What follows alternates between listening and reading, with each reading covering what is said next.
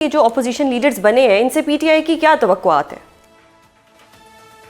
دیکھیں P T I کی ان سے کوئی توقعات نہیں ہے. یہ بیسیکلی اس ملک کے لیے ضروری ہے کہ ایک سٹیبلٹی آئے. ہم لوگ ایک اپرچونٹی دے رہے ہیں گورنمنٹ کو اور وہ لوگ جو کہ طاقت میں ہیں ان لوگوں کو کہ آپ ایک کام کریں, آپ ہمیں چھوڑ دیں, پی ٹی آئی کو چھوڑ دیں, ان لوگوں کو لے لیں. اور میری سجیشن ہے دیکھیں انڈیویجولز کو چھوڑ دیں آپ. یہ جو پولیٹیکل ایک انوائرمنٹ بن رہا ہے جس میں تحریک تحفظ آئین پاکستان کے جو ممبران ہیں 5 یا 6 میں گنا دیتا ہوں, ان کو 1 اچکزئی صاحب, 2 علامہ صاحب, 3 اسد کیسر صاحب, 4 آپ اپنے جو کھوکر صاحب ہیں مصطفیٰ کھوکر صاحب, 5ویں شاہد خاقان عباسی صاحب, اور اس کے ساتھ آپ حسن روف صاحب پی ٹی آئی سے کال لے لیں. ان 6 بندوں کو لے جا کے عمران خان سے ملا دیں. جب یہ پولیٹیکل لوگ, وہ لوگ جو کہ ڈائلاگ کے اوپر زیادہ سٹریس کرتے ہیں, they are not the hawkish, they are more towards کہ بھائی ڈائلاگ ہو جائے, یہ جا کے جب عمران خان سے ملیں گے جو اس کو انفارمیشن دیں گے, جس طریقے سے دیکھیں انفارمیشن دینے کے طریقے بھی ہوتے ہیں. میں آپ کو ایک ہی بات بتا رہا ہوں کہ یار ایک آدمی آ رہا ہے, میں اس کو بتانے کے طریقے سے آپ اس کا انٹرپریٹیشن غلط کریں گی. میں یہ بھی اسی چیز میں کہہ سکتا ہوں, آپ یہ سمجھیں گی وہ مجھے مارنے آ رہا ہے, آپ یہ سمجھیں گی وہ مجھے انعام دینے آ رہا ہے. صرف it is how I narrate that story, آپ کے ڈیسیجن فرق ہو جائے گا. تو اس لحاظ سے جب یہ پولیٹیکل لوگ جا کے ملیں گے تو جس طریقے سے یہ بات کریں گے, آئی ایم شیور پاکستان کے اندر سٹیبلٹی آنی شروع ہو جائے گی. اگر اس میں کسی کو کوئی پرابلم ہے تو اس کا مطلب یہ, میری نظر میں اس کا مطلب یہ ہے کہ ان کو پاکستان کی فکر نہیں ہے, ان کو اپنی ذات کی فکر ہے, اپنی سیٹوں کی فکر ہے, یا اپنے پاور کی فکر ہے, یا اس قسم کی چیزوں کی فکر ہے. ورنہ اس سے بہتر ایک جو پریکٹیکل سٹیپ ہے میرے خیال میں نہیں ہو سکتا. ہو سکتا ہے میری انڈرسٹینڈنگ ذرا لمیٹڈ ہو. اچھا سر, جو میری انڈرسٹینڈنگ ہے اس کا مطلب تو یہ ہے کہ پی ٹی آئی کی عادت پیچھے ہو جائے, اور یہ جو 6 نام آپ نے بتائے اگر یہ خان صاحب سے جا کے ملیں تو کوئی وے فارورڈ نکل سکتا ہے. ان میں بھی پی ٹی آئی کی قیادت شامل ہے. جی صحیح, اسد کیسر بیچ میں شامل ہے, رؤوف حسن صاحب بیچ میں شامل ہے, میری نظر میں تو یہ لوگ شامل ہیں. تو یہ میں انکمپس ساری بات بتا رہا ہوں, یہ سارے وہ لوگ ہیں جو اس وقت ایک قسم کا اپوزیشن کا کردار ادا کر رہے ہیں in the current scenario. Current scenario میں یہ ہوا ہے کہ ایک شخص اور ایک پارٹی کو نکالنے کے لیے آپ نے پورے آئین کو تباہ کر دیا, آپ نے پوری جوڈیشری کو تباہ کر دیا ہے. میں یہ کہہ رہا ہوں دوبارہ کہ اس چیز کو ایڈریس کرنا ضروری ہے, اور جب تک آپ اس چیز کو ایڈریس نہیں کریں گے, آپ جو مرضی رد و بدل کر لیں وہ آپ کو رنگ نہیں لائے گا. اچکزئی صاحب ہیں اور علامہ صاحب ہیں, انہوں نے ایک تجویز دی ہے کہ مذاکرات اور انگیجمنٹ کی بات ہونی چاہیے, تو کیا پی ٹی آئی مطمئن ہے اس تجویز سے؟ بسم اللہ الرحمن الرحیم, ایاک نعبد و ایاک نستعین. دیکھیں سب سے پہلے تو تھینک یو ویری مچ مبارکباد کا, لیکن دیکھیں بات یہ, اس میں مبارکباد کی بات نہیں ہے, اس میں شرمندگی کی بات ہے. آپ کا آرٹیکل 60 کہتا ہے کہ جب آپ کا لیٹس سے چیئرمین سینٹ اور لیٹس سے ڈپٹی چیئرمین یا اسپیکر یا deputy speaker as per constitution جو ہی وہ لوگ الیکٹ ہوتے ہیں, تو 15 دن کے اندر اندر آپ لوگوں نے لیڈر آف دی اپوزیشن اور لیڈر آف دا ہاؤس آپ لوگوں نے الیکٹ کرانے ہوتے ہیں. یہ چیز ہوتی ہے, اور ان کی بیسیکلی نامینیشن ہوتی ہے فرام دا جو ٹریجری بینچز ہے یا اپوزیشن بینچز ہے. اور اس کے لحاظ سے سینٹ کا رول 16 ہے اور نیشنل اسمبلی کا رول جو ہے وہ 39 ہے, جو بتاتا ہے کہ جس شخص کو سب سے زیادہ وہ ملتی ہے, کیا کہہ سکتے ہیں اسے, ووٹس ملتے ہیں یا اس کے پاس سب سے زیادہ نمبرز ہیں, ان کو بنایا جاتا ہے. اگر کسی 2 کے درمیان میں ٹائی ہوتا ہے تو پھر اس کے بعد پھر درمیان میں وہ پھر دیکھا جاتا ہے کہ کون سی سب سے بڑی سنگل پارٹی کا کینڈیڈیٹ ہے اور کون دوسری سنگل پارٹی کا کینڈیڈیٹ ہے, اور سب سے بڑی سنگل پارٹی کو پھر مل جاتا ہوتا ہے. اور اس میں پھر یہ بھی بتایا ہوا ہے کہ اگر درمیان میں خالی ہو جائے تو پھر آپ کیسے وہ کرتے ہوتے ہیں. تو اس لحاظ سے اس کو جولائی 2025 میں ہو جانا چاہیے تھا. انہوں نے 7-8 مہینے ڈیلے کیا, 7 مہینے ڈیلے کیا, وچ از ناٹ رائٹ, اور یہ انکانسٹیٹیوشنل ہے. چلو اس سے بھی آگے بات چلے جاتے ہیں.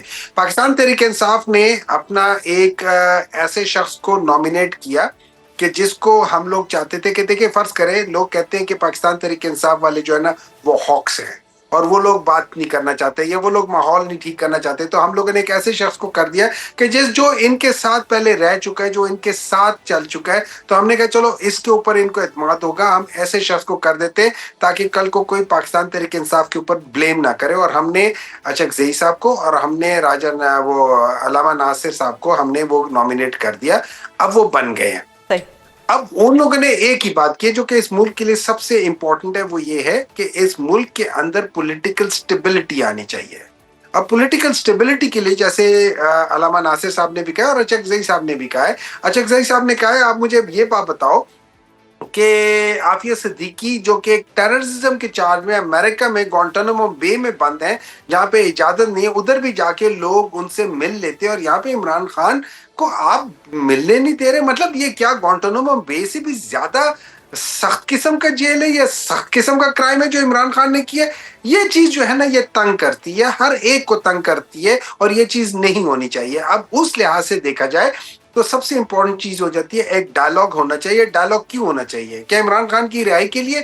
عمران خان کو ویسے بھی رہا ہونا چاہیے، عمران خان کو جیل میں ہی نہیں ہونا چاہیے، لیکن اس سے بھی آگے نکل جاتے ہیں۔ ہم کہتے ہیں کہ پاکستان کے لیے جو سب سے امپورٹنٹ چیز ہے وہ یہ ہے کہ پولیٹیکل سٹیبلٹی عمران خان کے بغیر نہیں آ سکتی، تو اس سے ڈائلاگ کرنا بہت ضروری ہے۔ دوسری، پاکستان کے اندر جب بھی پولیٹیکل سٹیبلٹی خراب ہوتی ہے وہ ایک ایونٹ کے بعد خراب ہوتی ہے، اور وہ ہوتی ہے الیکشنز۔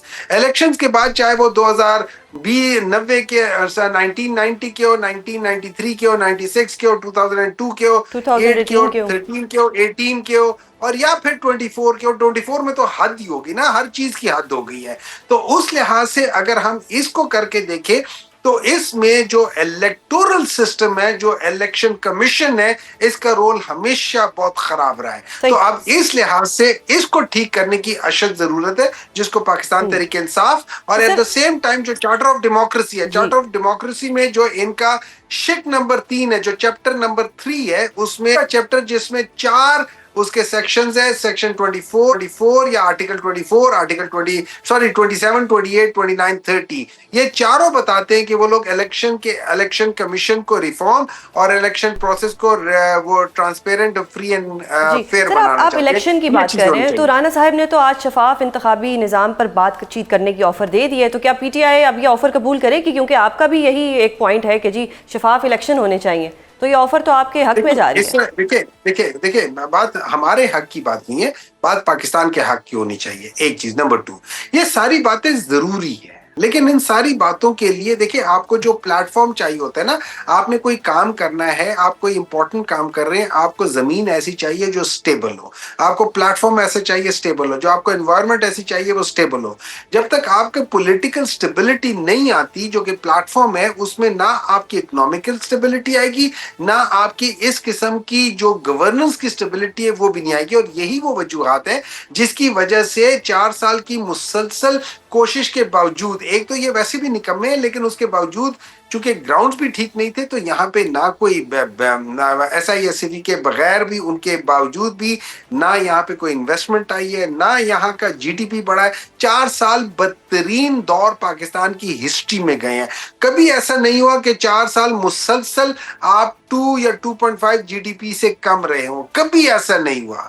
اچھا ایک دفعہ ہوا ہے، وہ 2 سال کے لیے ہوا ہے یا 2.5 سال کے ہوئے، 1971 کے ڈیبیکل کے بعد ہوا ہے، جب ملک ٹوٹا تھا 2 سال کے لیے 2 جی ڈی پی سے کم ہوا تھا، اس کے بعد آج ہوا ہے، یہ 4 سال مسلسل ہوا ہے۔ اب اگر یہ چاہتے ہیں کہ یہ آگے ہو، میں آپ کو ایک مثال دے دیتا ہوں۔ یہ لوگ کہتے ہیں ہم لوگوں نے بہت کام کیا ہے، آپ سوچیں پاکستان کی سب سے بڑی جو سب سے بڑی بیک بون ہے وہ ہماری زراعت ہے۔ زراعت میں اس پچھلے سال میں ہمارے ٹائم پہ 55,000 ٹریکٹرز بکے تھے، اس دفعہ صرف 24,000 ٹریکٹر بکے، تو اس کا مطلب ہے 30,000 ٹریکٹر کم ہے،